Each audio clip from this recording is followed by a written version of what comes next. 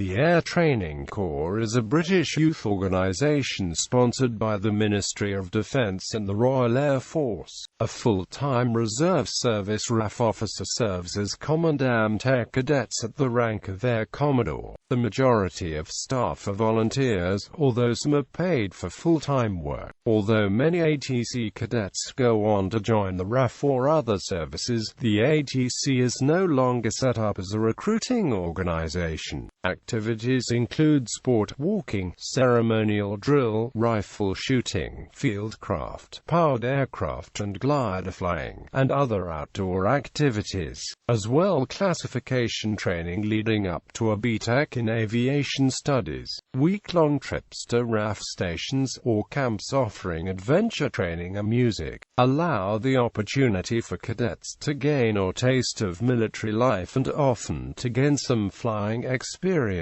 in RAF gliders and RAF training aircraft, such as the Globe Tutor. Cadet membership can begin from the start of school year 8, or equivalent in Scotland and Northern Ireland. New members will join as a junior cadet and can earn positions of increasing responsibility in a military rank structure, as well as having increasing skill and competence recognized in a classification scheme. Service as a cadet ends at the age of 20.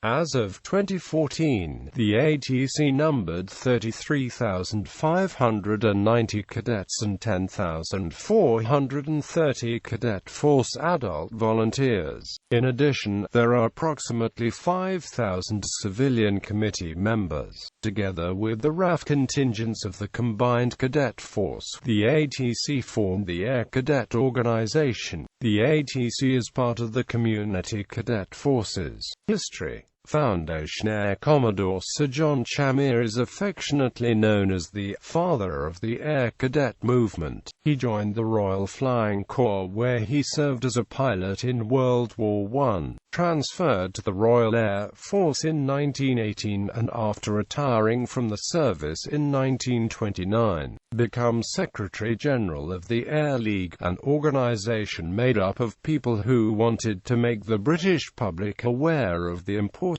of military aviation. With the clouds of war beginning to form over Europe, and the personal memory of how young men with only a few hours of training had been sent into air combat only to fall victim to well-trained enemy aviators, he conceived the idea of an aviation cadet corps. Air Defence Cadet Corps. The purpose of the Air Defence Cadet Corps, set up in 1938 by Air Commodore Chamier, was to train young men in various aviation-related skills. The ADCC proved popular, with thousands joining up. In 1941, in order to provide the means of giving part-time air training to teenagers and young men who might later join the Royal Air Force, the ADCC was formally established as the Air Training Corps by Royal Warrant. Air Training Corps. On 5 February 1941, the Air Training Corps was officially established, with King George VI agreeing to be the Air Commodore-in-Chief, and issuing a royal warrant setting out the Corps' aims. Within the first month of its existence, the size of the old ADCC, now the ATC, virtually doubled to more than 400 squadrons and continued to grow thereafter. A new badge was designed for the ATC and, once approved by the King, was distributed in August 1941. The motto, "Venture Adventure," devised by Air Commodore Chamier, was adopted by the ATC and incorporated into the badge. The new ATC squadrons adopted training programs to prepare young men for entry to the Royal Air Force. Squadrons arranged visits to RAF and Fleet Air Arms stations as part of the cadets' training, where a flight might be a possibility. Such opportunities were not widely available, however, and many cadets were disappointed. One solution was to introduce opportunities for gliding, as a way to allow a cadet to get the feel of an aircraft in flight and to handle an aircraft's controls whilst airborne. After the end of the Second World War, gliding lessons became available. Prior to the 1980s, females were unable to join the ATC, although they were able to join an attached unit of the Girls' Venture Corps which had been formed in the early years of the Second World War, if one was available at that location. As of 2013, the GVCAC still exists, although in greatly reduced numbers due to competition from the ATC, and the two organizations no longer share a site. Before May 2008, cadets would spend a lot of time in the classroom before obtaining first-class classification, studying the following subjects: the Air Training Corps, the Royal Air Force, history of flight, initial expedition training, basic communications and airmanship. After a number of lectures and when the cadet felt ready, they would take a multiple-choice examination, either on paper or on a computer. Some wings ran courses that would involve the cadets spending a few solid days learning and then awarded the appropriate classification if successful in their exams. In May 2008, HQAC decided to change the training program for junior and second-class cadets, sensing that new recruits were being deterred by exams. Air Cadet Organization advertising materials such as leaflets and official websites brand the Air Training Corps and Combined Cadet Force together as the Air Cadet Organization. Members of the ATC may refer to themselves as Royal Air Force Air Cadets, although to the general population they are more commonly known as Air Cadets. Structure and organization. The Air Training Corps is formed of 6 regions across the United Kingdom, and each of these regions are made up of 5 or 6 wings. As of 2015, there are 1,009 ATC squadrons and detached flights, each assigned to a wing. The ATC is the largest part of the Air Cadet Organization, along with the RAF sections of the Combined Cadet Force. The ACO forms one of the 7 functional areas of Number 22 Group RAF, which is responsible for the recruitment and selection of all RAF personnel and for the policy and delivery of RAF non-operational training. AFDRS RAF Air Commodore serves as Commandant Air Cadets. Regions: Central and AMP East Region, London and AMP South East Region, North Region, Scotland and AMP Northern Ireland Region, Southwest Region, Wales and AMP West Region.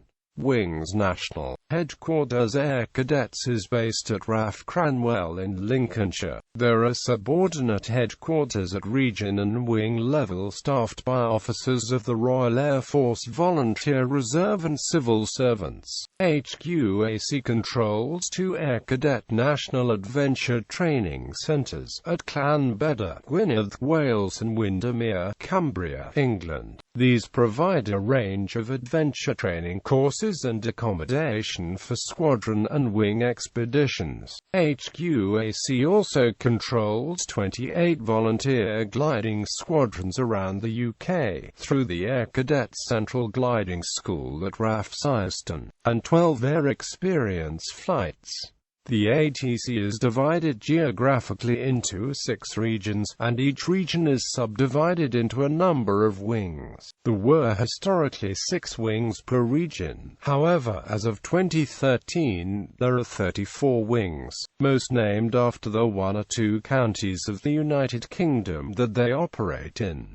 Wings are further subdivided into sectors, and within the sectors lie squadrons, and it is the squadron that is the focal point for the majority of members of the Corps. Local ATC squadrons are established in most large towns in the United Kingdom. There are also units in Cyprus, Germany, Gibraltar and the Channel Islands. In towns not large enough to sustain a squadron of 30 cadets, or as a supplement to an existing squadron in a larger town or city, a detached flight may be formed. A detached flight operates much like any other unit, but is technically a component part of a nearby larger squadron. As of March 2013, there are over 900 ATC squadrons and 32 detached flights. Each squadron is commanded by a Royal Air Force Volunteer Reserve RAFVR officer, or sometimes a warrant officer. The commanding officer has a good deal of autonomy in running his or her unit, along with the responsibility that goes with it. Where a unit has other members of staff, the commanding officer allocates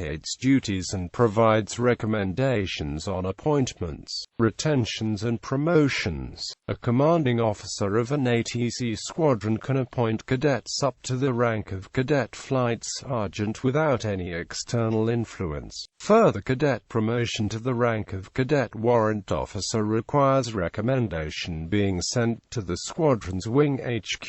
The squadron warrant officer commonly holds the rank of warrant officer, or may be a senior non-commissioned officer if no warrant officer is available, and will typically have spent many years working within the squadron or at least within the ATC. In the case where no commissioned officers are present, the squadron or SNCO will take charge of the unit. The squadron warrant officer usually has a closer relationship with the cadets than the commanding officer. The establishment of officers, WOs, senior NCOs and cadet NCOs is dependent on the size of the squadron a detached flight, and this basic structure has many permutations, varying with the number of cadets and staff, accommodation and facilities. A typical small detached flight may consist only of the officer commanding and 15 cadets and is often housed in rented accommodation. At the other end of the scale, a large squadron can consist of 120 cadets or more, 4 commissioned officers, 2 non-commissioned officers and a half-dozen civilian instructors. Civilian instructors form the backbone of the ACO. Civilian committees. For every squadron and wing there is an associated civilian committee. The wing committee is drawn from squadron civilian committee members, and there is an annual AGM at squadron and wing level. The job of a civilian committee is to manage and act as trustees of the financial resources of the squadron or wing. Since the uniformed officers and civilian instructors in the ATC have no financial responsibilities and need money to manage and provide cadet activities, e.g., annual and overseas camps, and adventure training, nearly all civilian committees welcome support from members of the public, parents, school managers, local councillors, ex-service personnel, the RAFA and the Royal British Legion. A civilian committee is responsible for overseeing the initial unit formation and direction, and will monitor the welfare of cadets. Civilian committees often include parents of cadets and retired ATC staff. A squadron's civilian committee can provide a link to the wing committee and the regional chairman. The ATC is a charitable organization. The Royal Air Force provides funds for a few of the key activities such as flying and glider pilot training, but the great range of other activities offered by the ATC have to be financed from other sources. Here the civilian committees play the part to seek and manage the necessary finance by way of fundraising. Schemes might include cadets packing bags for money at the local supermarket, spare change collections at local events, marshalling duties at public events. A minimum of 5 members make up a civilian committee, and at the annual general meeting the committee officers a chairman, treasurer and secretary must be elected. For larger committees an additional officer, the deputy chairman, may also be elected. The OC and chaplain are ex officio members of the civilian committee, and as such, whilst they have no voting rights, they may advise in committee matters. The minutes for meetings are generally taken by the committee secretary. The rules governing civilian committees are found in a publication known as ACP 11, Culture, Aims and Motto. The aims of the Air Training Corps, as set out in the Royal Warrant and approved by H.M. the Queen, the British Sovereign, are to promote and encourage among young men and women a practical interest in aviation and the Royal Air Force, to provide training which will be be useful in both the services and civilian life, to foster a spirit of adventure and to develop the qualities of leadership and good citizenship. The Air Training Corps' motto is Venture, Adventure. In late December, HRH the Prince Philip resigned from his role as Honorary Air Commodore-in-Chief, having served in this role since 1953. It was announced on 16 December 2015 that HRH Prince Philip, Duke of Edinburgh, is being succeeded as Honorary Air Commodore-in-Chief by the Duchess of Cambridge. Oath. Upon enrollment into the ATC, every cadet has to make the following promise, usually at a ceremony presided over by the unit's padre, a commanding officer. I, full name, hereby solemnly promise on my honor to serve my unit loyally and to be faithful to my obligations as a member of the Air Training Corps. I further promise to be a good citizen and to do my duty to the Queen, my country and my flag." Quote. This promise is recorded by the cadet's signature in his or her cadet record of service book. Ensign. The Air Training Corps ensign is hoisted for every parade and hauled down at dusk. It is expected that it should be treated with the same respect and dignity afforded to the Royal Air Force ensign. In the event of poor weather conditions, e.g., heavy rain or snowfall, the ensign would not be raised. If poor weather conditions are present whilst the ensign is raised, it would be hauled down at the soonest possible point. This is to avoid damage to the ensign and also as a mark of respect and discipline. The ATC ensign is raised and lowered by a nominated member of the squadron, sometimes a cadet non-commissioned officer, member of staff, or simply a cadet who has been chosen,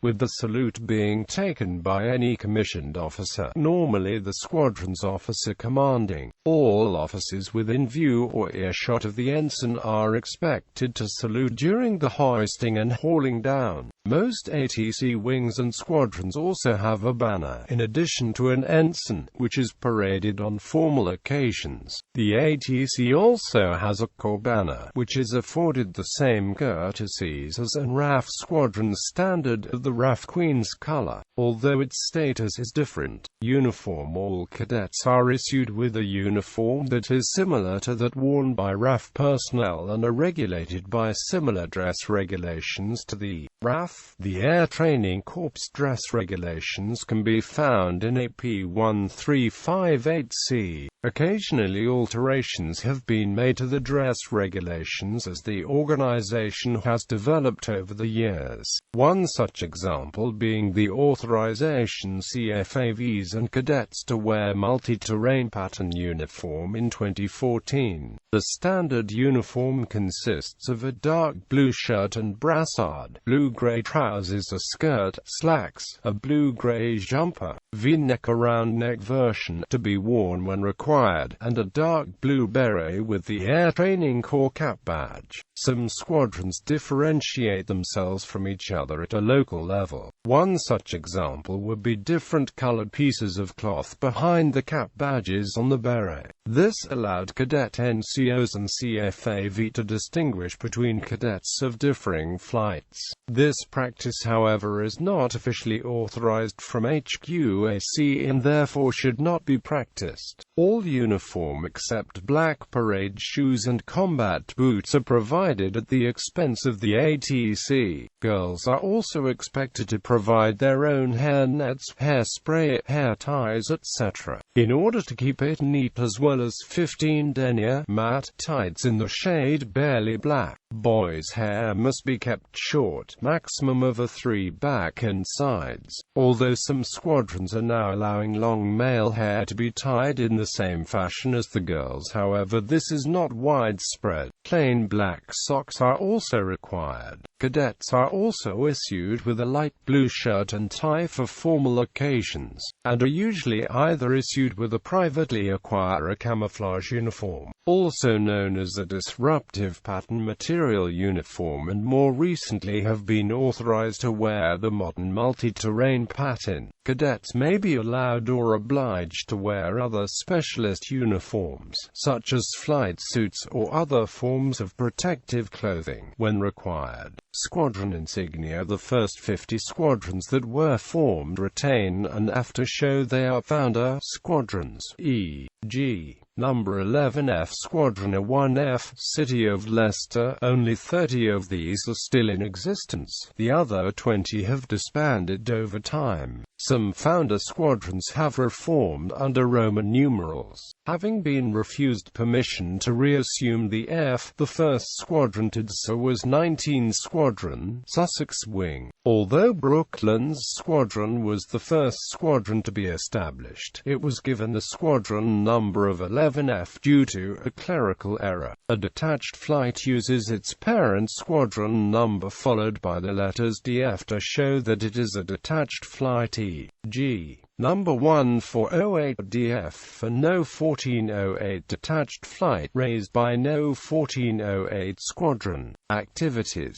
Activities undertaken by cadets in the ATC are intended to provide experience and training in the skills and disciplines admired by the armed forces. However, instruction is designed to be useful to a teenager whether the cadet later chooses a military career or a civil one. The emphasis is on teamwork, leadership, physical fitness, discipline and the development of such virtues and talents as courage, dexterity and mental agility. Parade drill is taught and regularly practiced. Outward-bound activities such as hill walking and rock climbing are often available and community service is encouraged, in particular the Duke of Edinburgh Ward. Opportunities exist to learn rifle shooting and marksmanship, first aid and radio communications, team sports such as rugby, football and netball, or more individual challenges such as orienteering and cross-country running, often involve rivalry between squadrons.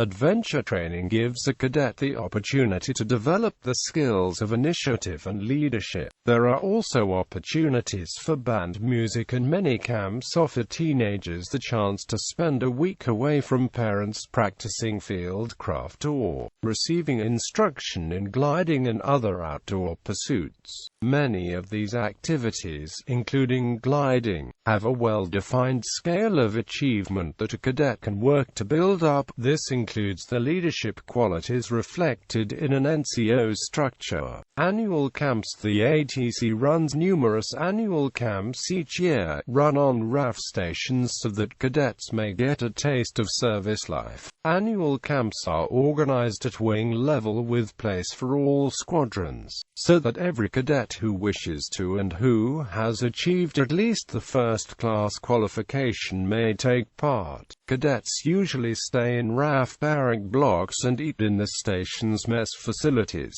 The itinerary is always packed with typical ATC activities such as air experience, flying, shooting, adventure training and, of course, drill. Cadets also have the opportunity to visit various sections of the station and meet the people who work there. Cadets may also have the opportunity to attend other sorts of annual camp, such as a locally organized camp based around adventure training or fieldcraft, or as guests on a camp run by one of the other cadet forces such as the Army Cadet Force of the Sea Cadet Corps. There are also music camps for band members. The largest camp of all is the Royal International Air Tattoo Camp held annually in July at RAF Fairford. Each year more than 500 cadets and the staff spend between 1 and 3 weeks doing essential work in the preparation and the taking down of the infrastructure of RIAT. On display days cadets have jobs to do and after the show weekend they are able to meet the crews and see the aeroplanes at close range. Work experience camps. Another option for more senior cadets are work experience camps. Whilst annual camps aim to give cadets a general taste of service life, the work experience camps cater for cadets who are interested in a specific trade, such as the RAF Regiment or RAF Police.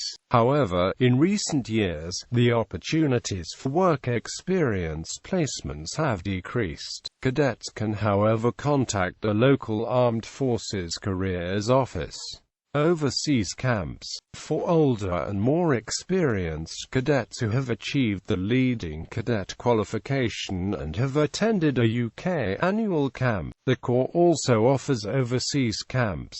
These are generally more relaxed and seen as a reward for hard-working and long-serving cadets. Since the end of the Cold War and the closure of RAF stations in Germany, the number of overseas camp opportunities has decreased. As of 2007, the destinations for overseas camps are RAF Akrotiri on Cyprus, a 7-day camp over the Easter school holiday period and at select other times of the year. RAF Gibraltar in Gibraltar, JHQ Rheindahlen in Germany, USAF Ramstein in Germany.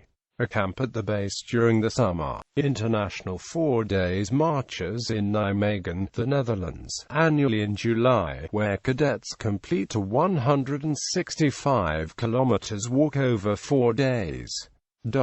Trophies. ATC squadrons each have a chance annually to win the 2 most prized trophies in the Corps. The Sir Alan Lees Trophy is awarded by the ATC Commandant to the squadron with the best statistics and overall impression when inspected. The Morris Trophy is awarded to one of the 6 regional candidates upon inspection by the Commandant. The Foster Trophy is awarded to the cadet who has achieved the highest academic results in the entire Corps over his/her time in the ATC. After finishing the cadet syllabus that leads to a BTEC in aviation studies. In addition, there are also trophies presented annually by the Royal Air Forces Association. These trophies include the Sir Douglas Bader Wings Appeal Trophy for the ATC squadron collecting the most money on a per capita basis. The squadron achieving second place is awarded the Sir Auguste Walker Trophy. The Sir Robert Saundby Trophy is awarded for collecting the highest net wings appeal amount. The Quinton Memorial Trophy is a national award presented annually to the adult non-commissioned officer who has gained the top academic results in the senior non-commissioned officer initial courses held at the Air Cadet Adult Training Facility, Royal Air Force College, Cranwell. This trophy is named in honor of Flight Lieutenant John Quinton.